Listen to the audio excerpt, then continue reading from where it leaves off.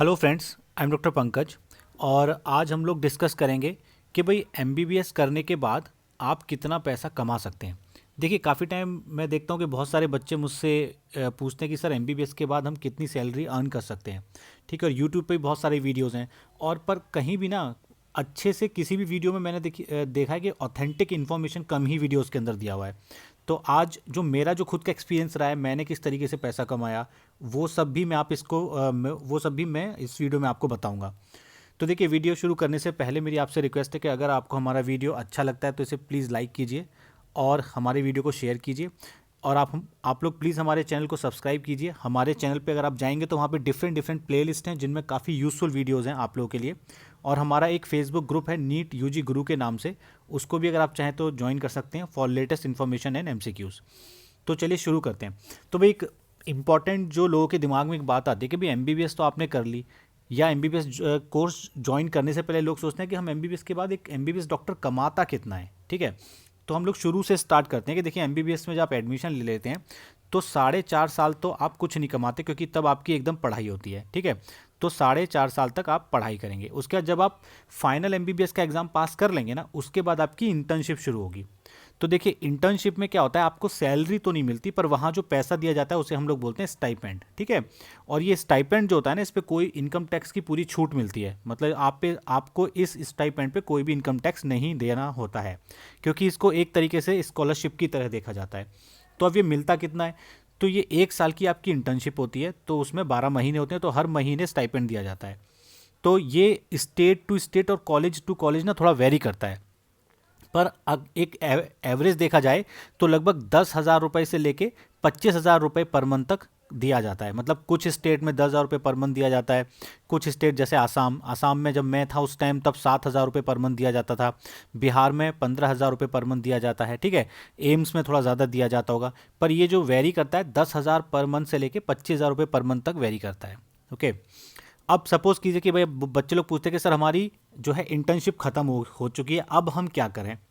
तो अगर आप इंटर्नशिप खत्म होने के बाद as a MBBS job join करना चाहते हैं, देखिए कुछ लोग क्या होता है, कुछ लोग तो पीजी की तैयारी में लग जाते हैं एमबीबीएस करने के बाद। भाई उनके पास अच्छी फैमिलीज से होते हैं, उनके पास पैसे की कमी नहीं होती, तो वो लोग बिना जॉब किए ही पीजी की तैयारी करते हैं। पर कुछ लोग, हम जैसे लोग जो कि गरीब फैमिली से आते हैं, उनके पास उतने पैसे नहीं होते कि वो पीजी की तैयारी बिना जॉब के कर सकें, क्योंकि घर से खर्चा नहीं मिलता। तो क्या होता है कि हम लोग जॉब ज्वाइन करते हैं। अब देखिए, और कुछ लोग ऐसे भी होते हैं जिनको पीजी करनी ही नहीं होती, तो वो लोग क्या करते हैं, वो बस एज अ एमबीबीएस डॉक्टर ही काम करते हैं।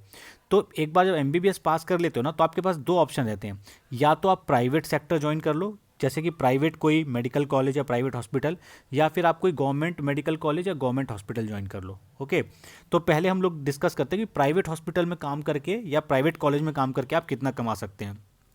तो देखिए, ये अलग अलग होता है और ये वेरी करता है 40,000 रुपये पर मंथ से लेकर 90,000 रुपये पर मंथ तक, depending on the college and state. Her college का या हर हॉस्पिटल की सैलरी अलग अलग होती है प्राइवेट में, हर स्टेट में भी अलग अलग होती है। ठीक है, जैसे कि मैं आपको बताता हूँ, जब मैं दिल्ली में था तो मैं लगभग क्या करता था, मैं 2 प्राइवेट हॉस्पिटल ज्वाइन किए थे मैंने। तो एक से मुझे मिलता था 60,000 रुपये पर मंथ।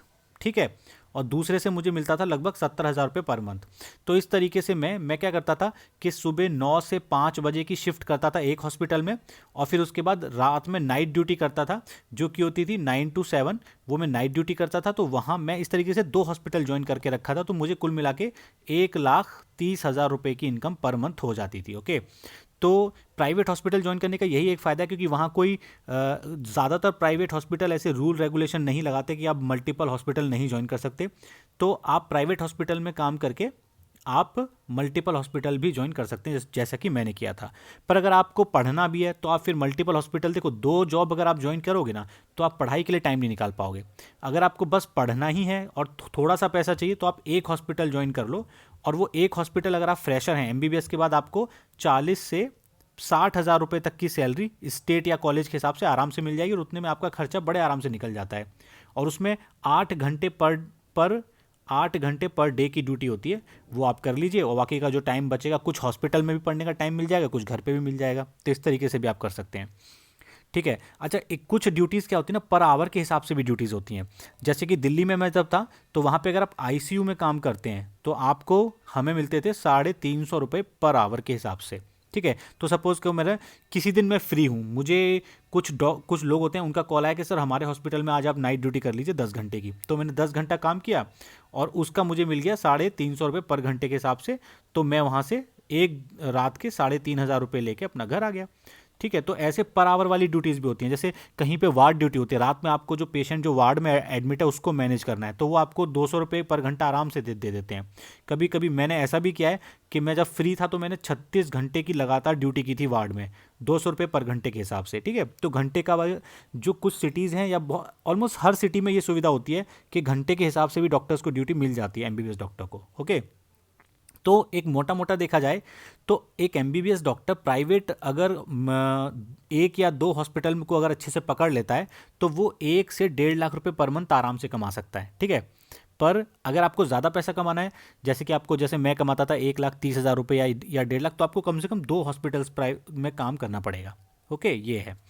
अब हम डिस्कस कर लेते हैं गवर्नमेंट कॉलेज की या गवर्नमेंट जो आपके हॉस्पिटल्स होते हैं। तो देखिए, जो गवर्नमेंट हॉस्पिटल या गवर्नमेंट कॉलेज में जो सैलरी है वो भी लगभग 40,000 रुपये पर मंथ से लेकर 90,000 रुपये पर मंथ तक ही होती है। वो डिपेंड करता है, हर स्टेट का अलग अलग होता है, हर कॉलेज का अलग अलग होता है।